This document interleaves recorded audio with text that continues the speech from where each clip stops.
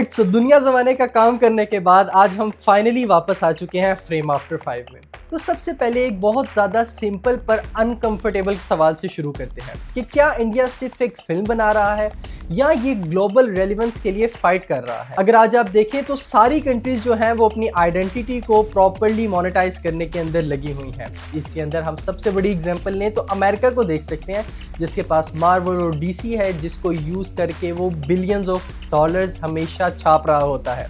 उसके बाद अगर हम देखें तो साउथ कोरिया है, जो कि के पॉप और के ड्रामा को एक्सपोर्ट करके अपना प्योर कल्चर एक्सपोर्ट करता है। उसके बाद आए तो जापान, सबसे बड़ी इंडस्ट्री है उनके पास, जहाँ पर एनिमे, मांगा, टूरिज्म, इवन के चेरी ब्लॉसम्स भी उनके जो है ना टूरिज्म के अंदर काफ़ी ज़्यादा मेजर रोल क्रिएट करते हैं। उसके बाद अगर हम अपने हमसाए मुल्क की बात करें, चाइना की बात करें, तो उन्होंने अपनी एक गेम बनाई जिसका नाम है ब्लैक मिथ वुकोंग, और उस गेम ने चाइनीज़ माइथोलॉजी को ग्लोबल स्टेज के ऊपर रिप्रेजेंट किया। लेकिन अब बात करते हैं उस नेबर की जिसके ऊपर आज की ये वीडियो है। हम बात कर रहे हैं इंडिया की। तो यार इंडिया भी सेम वही चीज़ करने की कोशिश कर रहा है। गेम्स बनाने की ट्राई की, तो जैसे मुंबई गलीज और फौजी जैसी गेम्स ने पबजी और जीटीए जैसी गेम्स को काफ़ी ज़्यादा टक्कर देनी थी, लेकिन बहुत ज़्यादा बुरी तरह फेल हुई। उसके बाद मूवीज़ देखें तो उसके अंदर बाहुबली, आरआरआर और रामायण जैसी मूवीज़ आती हैं।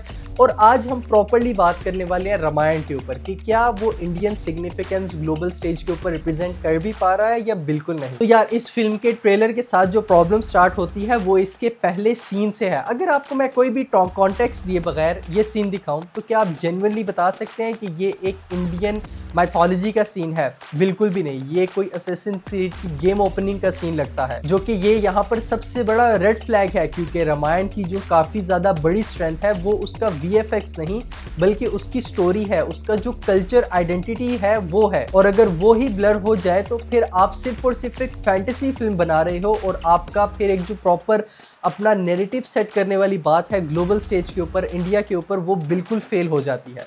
क्योंकि फिर उसके बाद आप लोकल सिनेमास के साथ compete नहीं कर रहे, आप compete कर रहे हो Lord of the ring, dune और एवाटार जैसी मूवीज़ के साथ। और ऑनेस्टली जो अभी हमने फर्स्ट एक्सप्रेशन देखा है, ये मूवी उसको कहीं पर भी बीट नहीं कर सकती। तो यहाँ पर एक मैं बहुत छोटा सा कंपैरिजन करता हूँ चाइनीज़ माइथोलॉजी की गेम ब्लैक मिथ वुकोंग के साथ। मैंने वो गेम बहुत ज़्यादा खेली है, लाइक 100 and 120 आवर्स मैंने उस गेम के ऊपर स्पेंड किए हैं।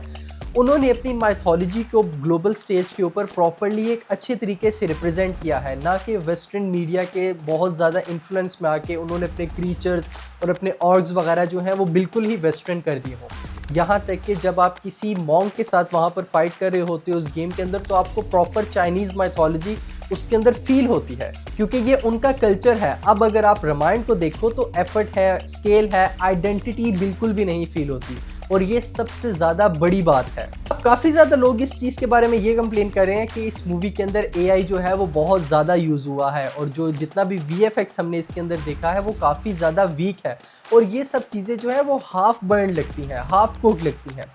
हर चीज़ में सिमिलैरिटी और कॉपी और इंस्पिरेशन होती है, लेकिन आप बिल्कुल ही कॉपी पेस्ट अगर कर लेंगे लॉर्ड ऑफ द रिंग के जो ऑर्ग्स हैं और लॉर्ड ऑफ द रिंग के जितने भी क्रीचर्स हैं उनको इसके अंदर, तो आपकी जो अपनी आइडेंटिटी है वो बिल्कुल ही ख़त्म हो जाती है। तो यार इस मूवी में सारी चीज़ें जो है वो बिल्कुल भी ख़राब नहीं है। इस मूवी की एक चीज़ जो कि मुझे बहुत बहुत ज़्यादा अच्छी लगी है, और जहाँ पर इनका क्रेडिट ड्यू है, वो है इसका म्यूज़िक।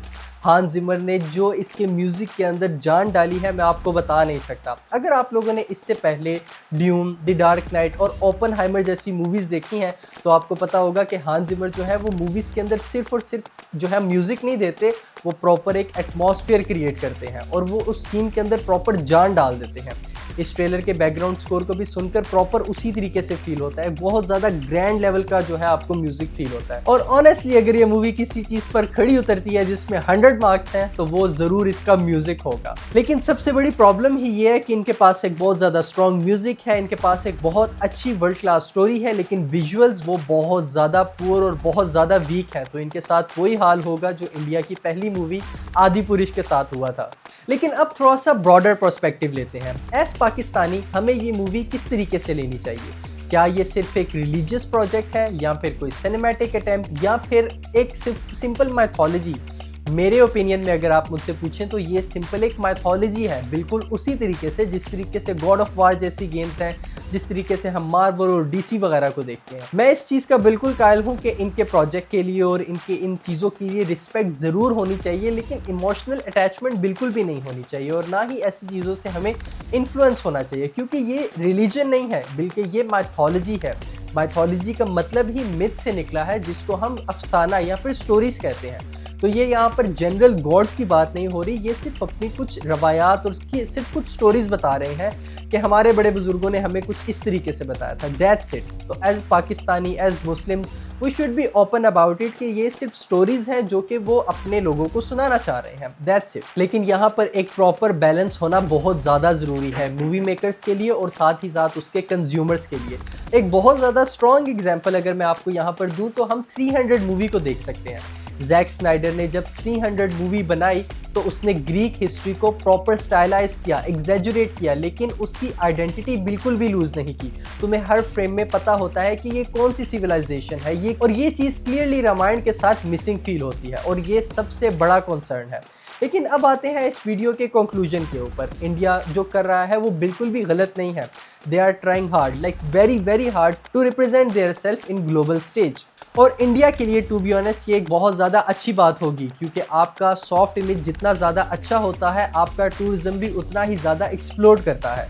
लेकिन यहाँ पर इस मूवी के मेकर्स को ये चीज़ बहुत ज़्यादा ध्यान से रखनी पड़ेगी कि जो ये प्रोजेक्ट रामायण के नाम से बना रहे हैं वो रामायण जैसा दिखना तो चाहिए, उसमें नज़र तो आना चाहिए कि ये इंडियन सिविलाइजेशन और इंडियन हिस्ट्री को बताना चाह रहे हैं, वरना उसके बगैर ये कोई एक और फैंटेसी वर्ल्ड लगेगा और बिल्कुल भी नहीं पता चलेगा कि ये सारी चीज़ें इंडिया के साथ ओरिजिनेटेड है। लेकिन यहाँ पर उनका जो डायरेक्टर है उसने बार बार अपने इंटरव्यूज़ में ये चीज़ बताई है कि ये मूवी वो इंडियंस के लिए बिल्कुल नहीं बना रहा, ये मूवी वो ग्लोबल स्टेज पर रिप्रेजेंट करने के लिए बना रहा है, क्योंकि इस मूवी का जो बजट है वो 4000 करोड़ है, लाइक लिटरली 4000 करोड़। अगर डॉलर्स में बात करें तो 500 मिलियन डॉलर्स, लाइक $3.5 मिलियन में तो एवेंजर्स एंड गेम बनी थी और उसने 2.8 billion dollars world wide collect किए थे। अब अगर आप इंडियन सिनेमा में बात करें तो क्या सिर्फ ये मूवी इंडियंस को कैटर करते हुए इतना ज़्यादा पैसा कमा सकती है? बिल्कुल भी नहीं। इसलिए इसको ग्लोबल ऑडियंस की तरफ जाना ही पड़ेगा। जब आप एक मूवी के ऊपर इतना मैसिव बजट जब सेट कर रहे हो तो आपको उस मूवी को इंटरनेशनल स्टेज पर ज़रूर बेचना पड़ेगा। लेकिन मेरा सवाल आप लोगों से यही है कि क्या वो पैसे कमाने के लिए, लेकिन मेरा आपसे सवाल सिर्फ इतना सा है कि क्या उस पैसे को कमाने के लिए आपको अपनी आइडेंटिटी भूल जानी चाहिए? Do let me know in the comments below.